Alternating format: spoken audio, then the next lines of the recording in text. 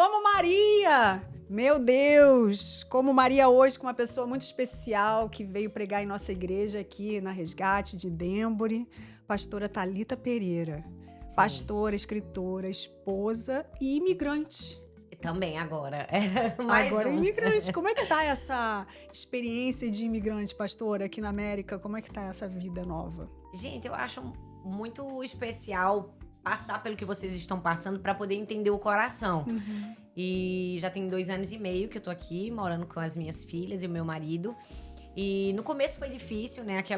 Aquele primeiro ano muito difícil, como é para todo imigrante. Adaptação, a saudade da família, né? Um novo lugar. Mas agora a coisa tá mais calma, tá tranquilo. Eu já tô conhecendo melhor a cultura, o modo de vida.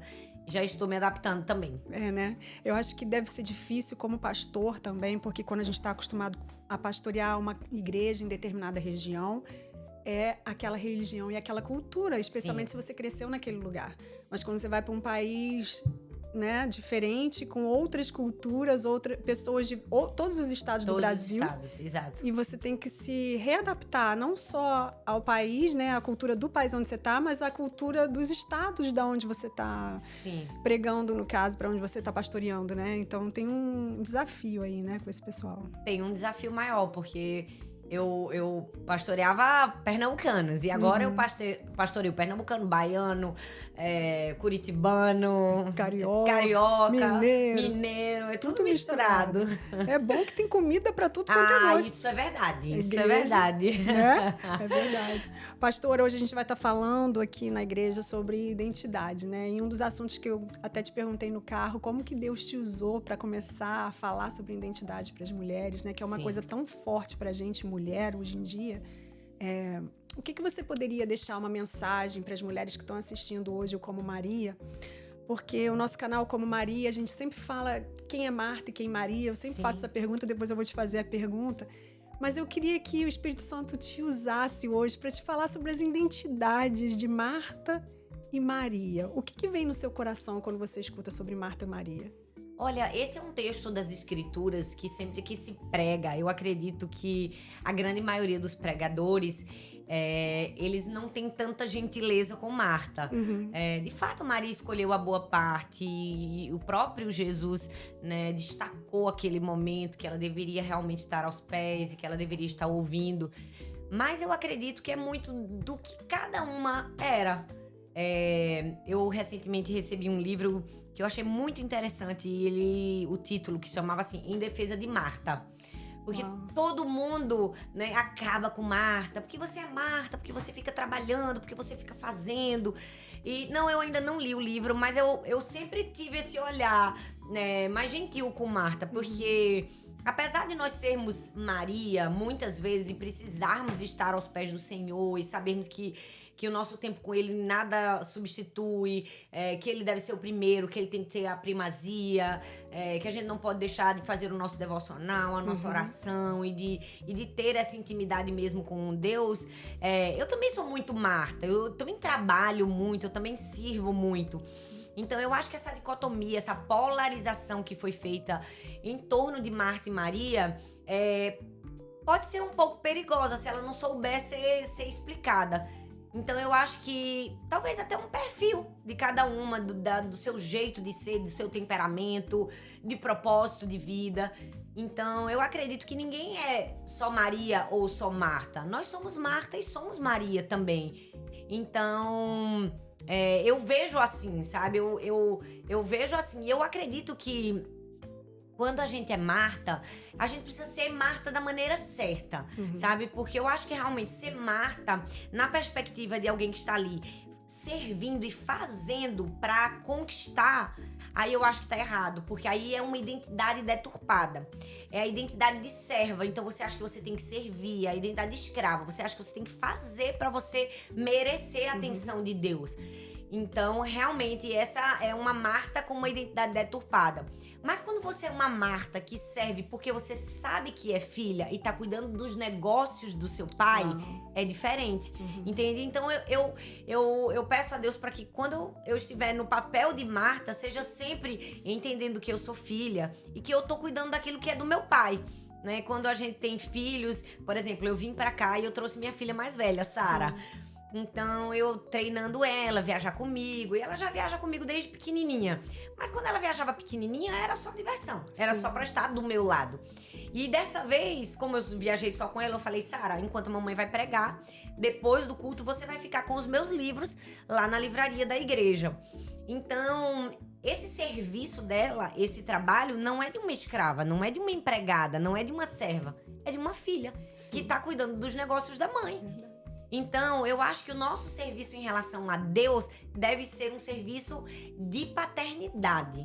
Eu estou cuidando daquilo que Deus me confiou, não de serva. Eu estou fazendo para conquistar algo de Deus, entende? Então, esse é uma linha tênue, mas que é imprescindível para que a gente entenda de fato o que a gente precisa fazer. Sim, e eu acho que a gente pode até conectar com a identidade de Maria, né? Porque dependendo também tem aquelas que estão ali de joelho e estão adorando, mas estão esquecendo do coração de serva, né? Sim, também. Porque também a gente pode pegar um pouco para esse lado. Por isso também. que eu falo que a gente nunca é só Maria ou só Marta. Nós precisamos ser Marta e precisamos ser Maria, né? A gente só precisa ter o discernimento para entender qual é a hora de se quedar aos pés e qual é a hora de trabalhar e o tempo que é gasto para cada uma das atividades. E você se identifica mais como quem? Então, eu acho que tem um pouco de cada coisa. Eu me identifico com Marta e com Maria.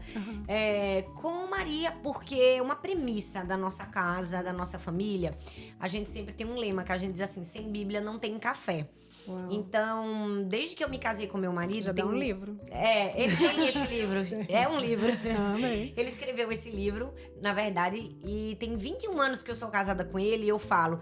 Eu nunca ouvi falhar sequer uma vez na vida nesse princípio. Assim, eu nunca vi ele comer antes de ter o tempo a sós com Deus. Então, a gente cresceu assim, então... Nós ensinamos as nossas filhas assim desde pequenininha. Então, a Helena tem 6 anos, mas antes de tomar café, ela lê a Bíblia. Mesmo que ela esteja aprendendo ainda a ler, ela lê no aplicativo. E as meninas também. Hoje em dia já é rotina delas. Então, é um princípio da nossa casa que a vida devocional vem em primeiro lugar, porque não porque tem que ser assim. Você pode fazer seu devocional à noite, à tarde, qualquer horário, mas eu entendo que é um princípio de primazia, de colocar Deus no primeiro lugar. Ele tem que ser o primeiro no nosso coração. Então eu ensino isso para as minhas filhas. O primeiro é ele. Então acordou, é o devocional, depois você come e depois você faz o restante das suas atividades. Então, eu me sinto muito Maria, assim. Mas eu também sou muito Marta, porque eu sou muito acelerada. E eu gosto de fazer. E eu gosto de acontecer. Então, eu acho que meu coração é bem Marta e Maria, sabe? Sim.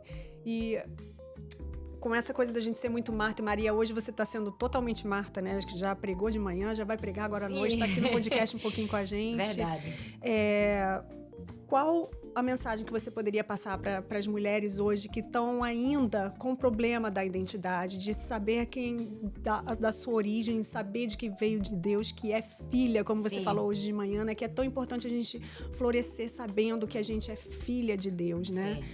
Queria que você deixasse uma mensagem para essas mulheres que estão assistindo a gente. Eu acho que muitas pessoas se confundem quando a gente fala de identidade. Elas acreditam que falar de identidade é um tema banal, é um tema supérfluo, vazio. Elas acham que é só conheça seus talentos e seus dons. Não. Identidade é muito mais do que isso, perpassa. Identidade é a base de tudo. Nós só podemos saber para onde vamos se a gente sabe de onde a gente veio. E eu acho que saber de onde você veio é importantíssimo para sua jornada de fé cristã. Então, você precisa entender sua origem. E quando eu falo de origem, eu falo sua origem em Deus. Entender que você é filha, que você é amada, que você, através do novo nascimento, foi adotada em Deus. E que Ele lhe ama, apesar de você. E que não são as coisas que você faz, mas é quem você é que tem valor para Deus. Então, quando você entende isso, boa parte dos problemas femininos vão se esvaindo. Culpa, comparação, insegurança, medo, vão tomando lugar de alguém que tem uma postura. Eu sei quem eu sou. Eu sei que eu sou amada, eu sei que eu sou filha, eu sei que eu tenho um propósito, eu sei que eu tenho um destino, eu sei que eu tenho uma jornada para ser, né, cumprida aí na frente. Hoje eu até falei sobre José e falei exatamente isso. O quanto que ele sabia que ele era filho, né? E porque ele sabia, ele conseguiu receber a revelação do que ele seria. Então ele conseguiu sonhar com o futuro. Porque ele já tinha a sua filiação tão bem determinada que ele conseguiu. Sim. E quando a gente olha para as escrituras, a gente também vê personagens que durante muitos anos na vida foram confusos em relação à sua identidade. Eu preguei no ano de 2023, se eu não me engano, uma tour que chamava Identidade Bem Construída. E eu falei sobre Moisés, o quanto que foi difícil para ele passar 40 anos sendo criado sob a égide de uma cultura que não era dele. Ele ficou 40 anos no palácio, sendo tratado como um príncipe do Egito, mas ele era hebreu. Então chega um momento na vida dele que ele entra em crise. De fato, quem eu sou? Eu sou um hebreu ou sou um egípcio? Eu sou um escravo ou sou um príncipe? Eu sou filho da filha do faraó ou eu sou filho de Joquebede, né? Então, ele precisa... A mente dele, Então, aí ele tenta buscar sua identidade e essa aceitação de dizer assim, não, agora eu quero me expor e dizer eu sou hebreu. Mas ele tenta no braço da carne. Ele tenta na maneira dele. Então, ele mata um egípcio pra provar que eu sou hebreu. E aí começa o desenrolar da história, que ele tem que fugir pra Midian e ali ele vai ficar mais 40 anos no deserto. E só naqueles 40 anos no deserto que ele tem um encontro com Deus. E é só um encontro com Deus que dá a ele um senso de identidade. Porque Deus diz, eu sou o seu Deus, eu sou o Deus do seu pai. Eu sou o Deus de Abraão, eu sou o Deus de Isaac e o Deus de Jacó.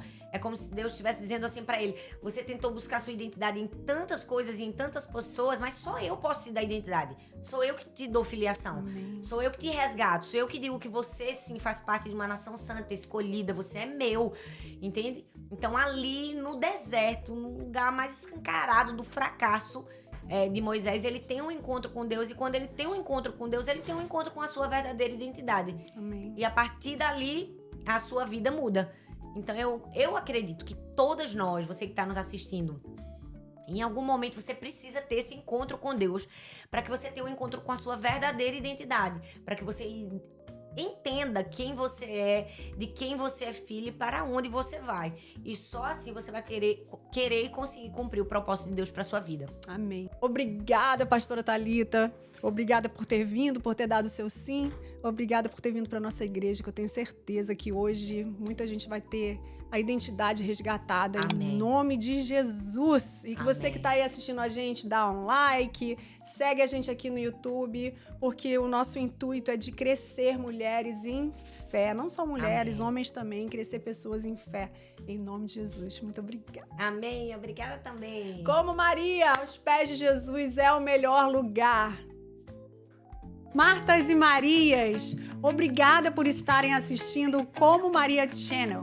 Aqui no nosso canal nós temos estudo bíblico, temos dicas, testemunhos, entrevistas. Seja muito bem-vindo e obrigada mais uma vez por estarem aí.